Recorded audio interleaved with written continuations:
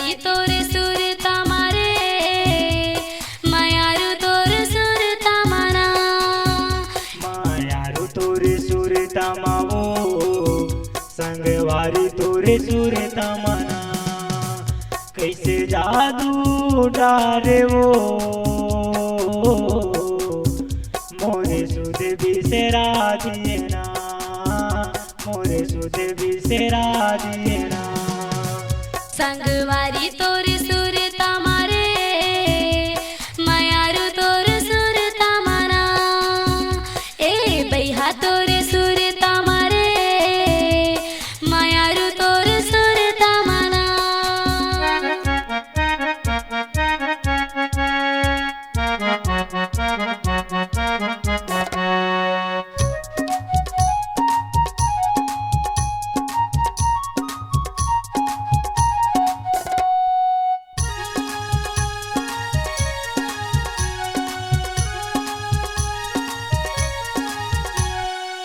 तोरे जे सुरता मां नींद नहीं आवे वो रतिया भैरी लटे पटे में पहावे वो तोरे जे सुरता मां नींद नहीं आवे वो रतिया भैरी लटे पटे में पहावे वो आखिला मुंदे मुंदे सोए रे ठावता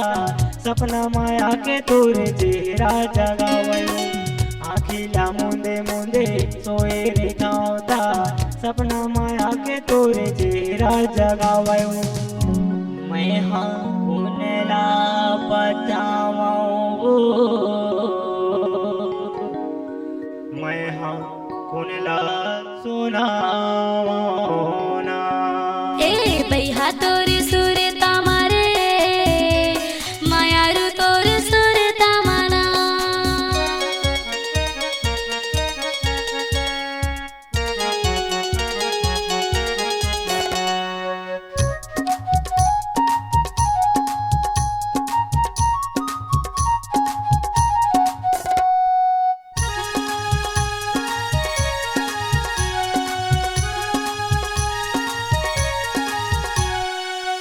अपन माया मते मोला फसाए रे कैसे के टूरा थर को माया नहीं आए रे अपन माया मते मोला फसाए रे कैसे के टूरा थर को माया नहीं आए रे अरे पानी हा मोला जहर लागे रे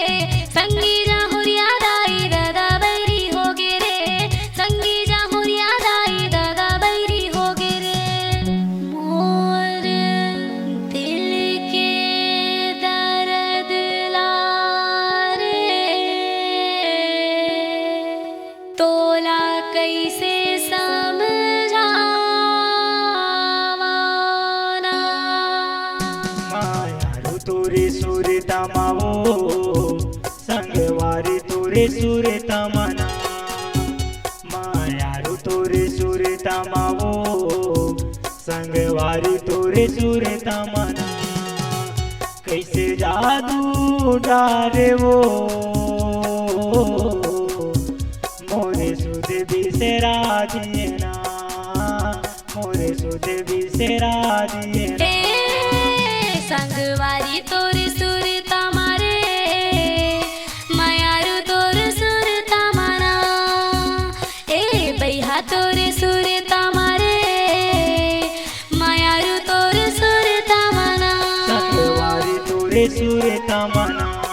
मायारू तोरे सुरता मना संगवारी तोरे सुरता मना मायारू तोरे सुरता मना संगवारी तोरे सुरता मना मायारू तोरे सुरता मना